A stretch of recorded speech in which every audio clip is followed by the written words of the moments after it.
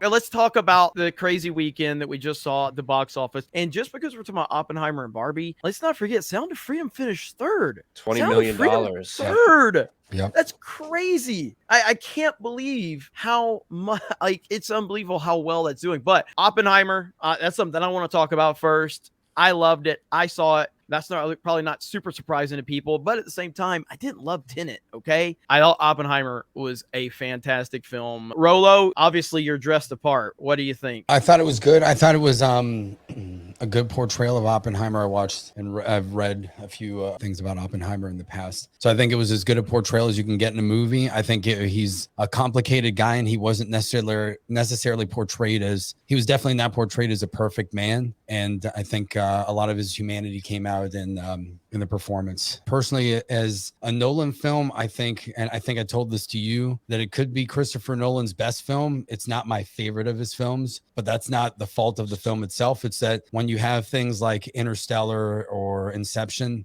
those movies are so bombastic in their own way that this movie obviously is more muted because of the subject matter. But as far as how the movie's made, the transition between color and black and white and kind of what that signifies based on what's happening in the scene, it's definitely, I guess the way to say it, and I don't mean it in a bad way. I know a lot of people have said this in a bad way. It's extravagant, the way that it's filmed. You can tell that it's definitely an artistic film, the way it's shot, even the way the practical effects are done. Watch. So it's definitely shot in that way, you know, almost like a high art kind of style, I feel, but I enjoyed it.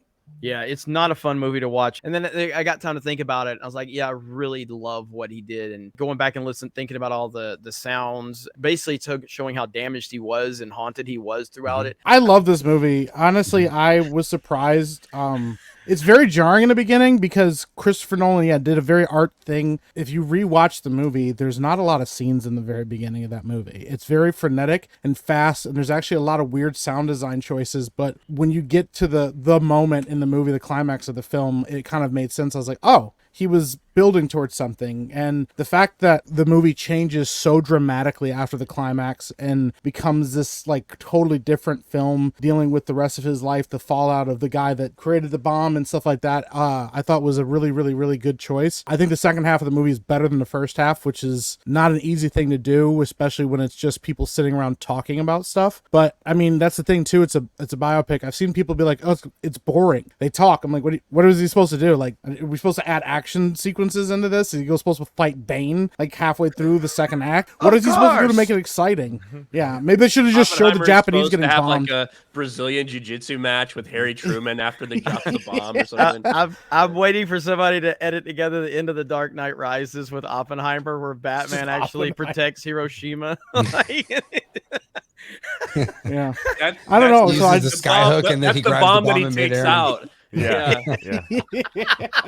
Or no, what they do is they go full circle. So it will be Nolan's Batman, but he's going to be running like Adam West Batman with the bomb on his head like that. Yeah. And that's how it's going He runs into like a random school teacher with a little kindergarten parade. He's like, oh no, can't drop it here. And the nuns. And then he eventually settles on Japan. I get it out over the bay. I get it out over the bay. No, it's an excellent movie. It's actually a masterclass in filmmaking. I mean, there's a lot of really great choices in it, editing choices. Cinematography is fantastic. A lot of people complain about the sound design. I didn't have a problem with the sound minor at problems all. for me. Minor problems, but definitely still there. Can you explain that a little bit more? Like, what was it? It's just like in Tenet. So in Tenet, you can't understand any of the dialogue because Nolan just destroys your fucking ears and destroys scenes of dialogue with just the sound, and the score just overpowers their voices. I didn't have any problem with that in this movie. Yeah, Happened in like 2 or 3 scenes. The only times that happen is when they're actually intentionally trying to do that because he's having like one of those freak out moments. Yes. Where he where he can't understand what's going on because he is so like in his head. That's the only time they did that in this movie. Now, but again, you didn't see it. Hold on, but did you see it in IMAX, Ryan? No, I don't need Then that's the difference. If you see it in IMAX, he beats the living shit out of you in certain scenes with that I loved it, score. though. I'm not saying it's a Sounds problem. like a great I'm reason saying to see it in IMAX. it's a minor issue compared to Interstellar and to Tenet. It's a minor issue in Oppenheimer. I didn't have too much of a problem with it. But the acting in this movie is insane. Cillian Murphy destroyed it. And people were like, "Oh, I don't know, it's not very emotional." I'm like, "Well, then maybe you need people screaming and yelling into the camera more often." But he put on a masterclass performance. Like, I don't understand the lack of emotion. I don't understand that it's too long. I don't understand that. Like, I don't get where it was too long. Like, I It was a think little that's too long. That's how we get Snyder cuts. When you get studios getting involved, going, we have to cut this down to 2.5 hours to make sure. No, let the fucking filmmaker have his vision and don't cut shit down. Don't have things cut out. Like, I don't need a 2-hour cut of something. If it's 3 hours for the creative vision, let it be 3 hours. Well, because like, I don't. Yeah, because my thing is, if nobody likes that it's too long, then nobody will go see the movie and they'll stop making 3-hour movies. But if people are going to see the movie's a hit, and people complain it's too long, but if people are still going to see the movie and it's 3 hours long, then that should say something about the movie regardless of how long it is. I feel like this movie breezed by really well because it's cut up into so many parts. The bomb scene is amazing, but like, I love that it's a footnote in the story. Like, it's about Oppenheimer. The whole movie is about him, not about the political fallout or all of that. The movie's not called Oppenheimer's Bomb. It's called Oppenheimer. It's called Oppenheimer, and that's the best part about it. So The best part of his performance is that when you see a lot of photos of Oppenheimer, it goes between like 1,000-mile stare and between this aloof stare, like he's not always there, like he's in his head. And I thought that Murphy did a perfect job of conveying that. There are moments when you know he's engaged and then he's out in his head, or he's thinking about a million other things that are going on, whether it's what's going on with different controversies, what's going on with the scientists that he has to deal with, which that's another thing that when you watch this movie, especially me, as my background's in electrical engineering, these are all the guys that came up with everything that we know about physics and modern electricity and all those theories. And it's basically like seeing the superstars of physics together here for this project. And that was pretty amazing. It's like the to see. Avengers. Yeah, it was. Except they're all Jewish.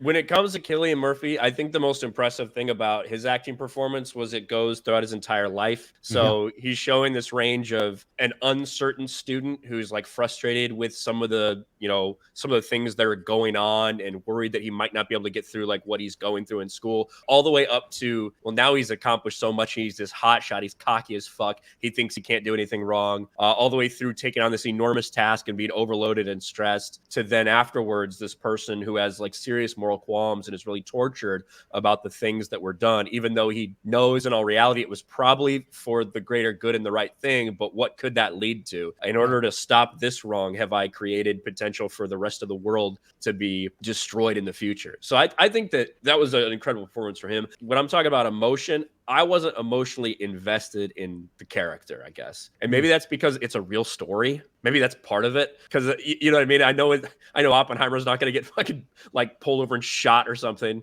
like right after the Trinity test. You know what I mean? Right. So I'm not sure. It was a history lesson, man. It was a history lesson. Mike pretty much nailed it, though, with the acting. Murphy nailed it. Obviously, I think Robert Downey Jr. nailed his part. And but the sleeper was Josh Hartnett. I think he locked it in, and he was awesome. I think we can see like a resurgence of his career going forward as far as getting into more roles. I am on the train where it could have been a little shorter, maybe about 30 to 40 minutes shorter, because after the bomb dropped, it was just 40 minutes? 40 minutes? 30, 40 minutes shorter, probably. Man. I don't know about 40. I think that the bomb, I think there's too much after the bomb. It's about an hour that's after the bomb. And there's that whole, I understand the whole twist that happens at the end and why that's relevant and needed to be shown, but they could have done it, in my opinion, a little bit quicker. Well, what did you guys think about the Avengers appearance of Albert Einstein? And we've got the reaction here from the crowd.